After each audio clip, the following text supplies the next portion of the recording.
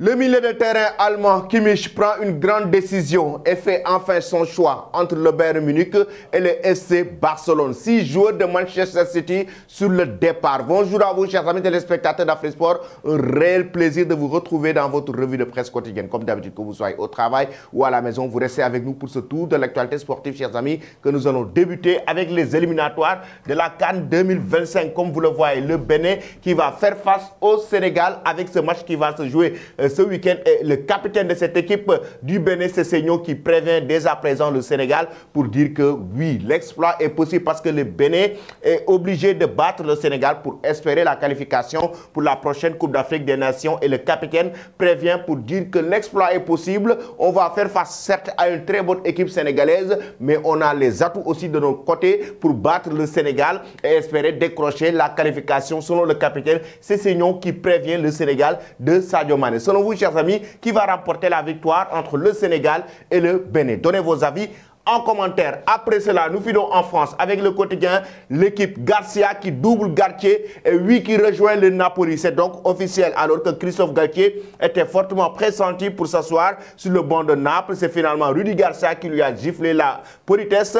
Un Français entraîne à nouveau un grand club européen et c'est le Napoli. Après Spalletti, c'est Rudy Garcia qui vient s'installer au sein du club italien. Il y a de cela quelques années, en janvier 2016, c'était l'inverse du moment où, après le départ de Rudy Garcia du côté de l'AS Roma, c'était Spalletti qui était venu pour le remplacer en 2016 du côté de la Roma.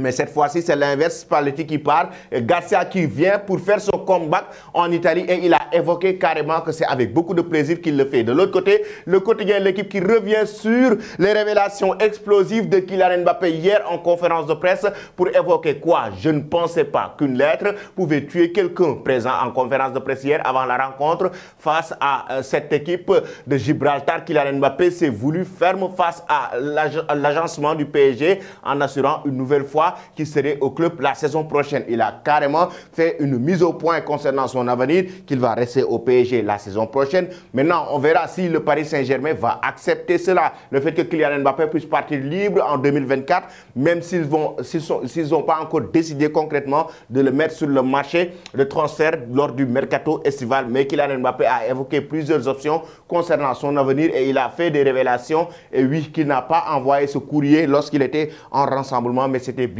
avant. Kylian Mbappé donc qui a fait une conférence de presse hier et oui, ça a suscité énormément de polémiques. Il a su taire beaucoup de critiques et beaucoup de rumeurs.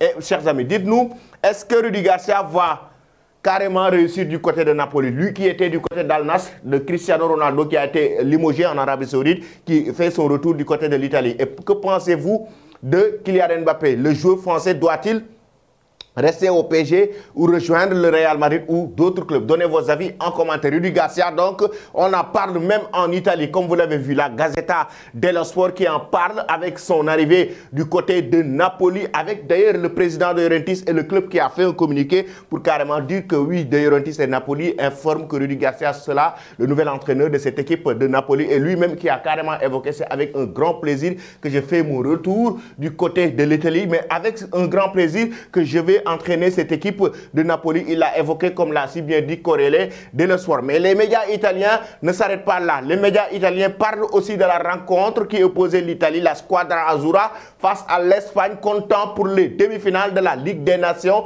Et c'est l'Italie qui tombe, comme vous le voyez. L'Italie, la grosse désillusion, la grosse déception. Les hommes de Mancini qui ont été battus sur un score de 2-1 par cette équipe de la Roja espagnole et qui décroche la qualification en finale de la Ligue des Nations qui affrontera la Croatie, raison pour laquelle d'ailleurs la presse espagnole s'enflamme déjà pour féliciter José Lu, oui, qui a marqué ce but grâce à une frappe de Rodrigo, le joueur de Manchester City, et qui a été dévié par José Lu. Pourtant, c'est Pino qui a inscrit le premier but de cette rencontre à la 3e minute. Immobilier qui égalise sur penalty à la 11e minute pour l'Italie, et c'est juste à la 84e minute de jeu que cette équipe, 88e autant pour moi, que cette équipe de la Roja espagnole qui décroche la victoire avec cette frappe de Rodrigo et qui a été contrée par José Lu et qui met cette balle au fond des filets qui permet à l'Espagne de remporter la victoire sur un score de 2-1 et marca bravissimo José Lu. Et comme l'a si bien aussi évoqué le journal AS, tout comme le journal Marca, il félicite le joueur espagnol après cette belle victoire. Mais l'homme du match a été Rodrigo de par sa persévérance, de par sa constance comme d'habitude. Il est actuellement au sommet de son art. Il est en forme, le joueur qui a marqué le but de la victoire face à Manchester City, face à cette équipe de l'Inter de Milan avec Manchester City. En même temps, avec la Roja, il a enregistré une excellente performance. Hier, il a été le leader au sein du milieu de terrain, chers amis. Voici donc la finale qui va opposer l'Espagne à la Croatie. Qui va remporter la Ligue des Nations entre l'Espagne et la Croatie? Donnez vos avis en commentaire. Je rappelle que c'est la Croatie de Luka Modric. Chers amis, nous allons en Allemagne maintenant pour parler de Mercato. Pour parler de Mercato avec le quotidien Bild Kimmich qui fait enfin son choix. On le sait tous. Il est dans le viseur du FC Barcelone depuis plusieurs mois. Et oui, certains médias avaient même évoqué que Kimmich veut faire le forcing au sein de la direction bavaroise pour aller rejoindre le club catalan. Il fait son choix, il a pris une décision.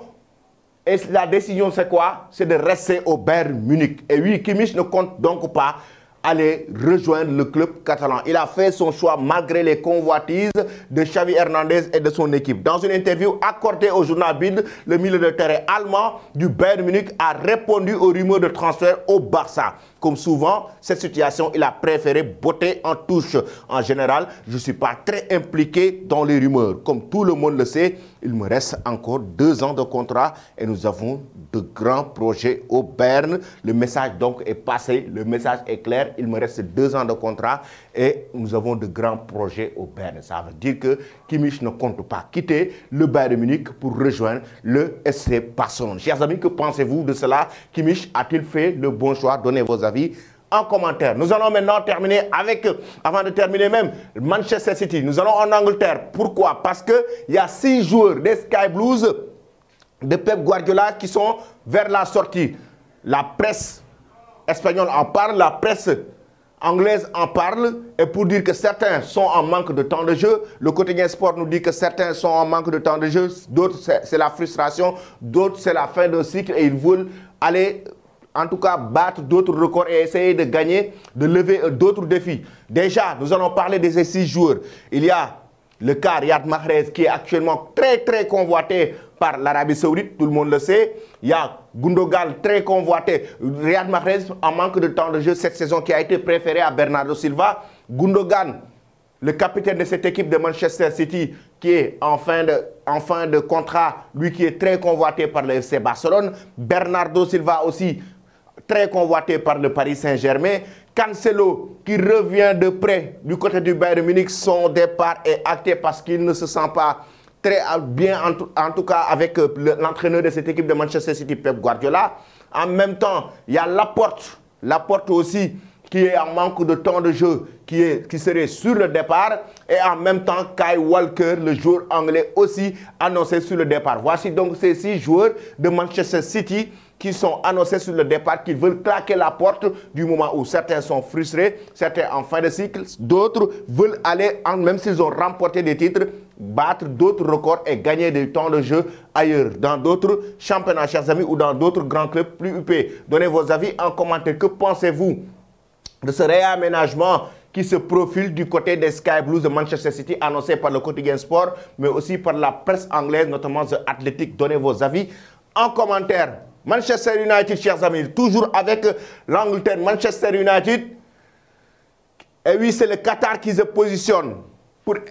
Selon les informations de RMC, le Qatar s'est positionné pour venir directement maintenant, pour venir directement négocier avec la famille Glazer et racheter Manchester United. Et oui, le Qatar est en train de voir comment vraiment discuter, entrer en contact direct avec la famille Glazer pour acheter Manchester United. Et selon les informations de nos confrères de RMC, le Qatar est prêt. Déjà, la délégation sera menée par le chef Ahmed Al-Thani qui va diriger cette négociation avec la famille Glazer pour essayer d'acheter Manchester United. Et oui, si toutefois le Qatar achète Manchester United, ça veut dire qu'ils vont faire des folies, ils vont faire des transferts de fous, ils vont mettre beaucoup de millions d'euros sur la table pour essayer de décrocher des stars ou de très grands joueurs. Ça, c'est sûr, on n'en disconvient même pas. Maintenant, est-ce que la famille Glazer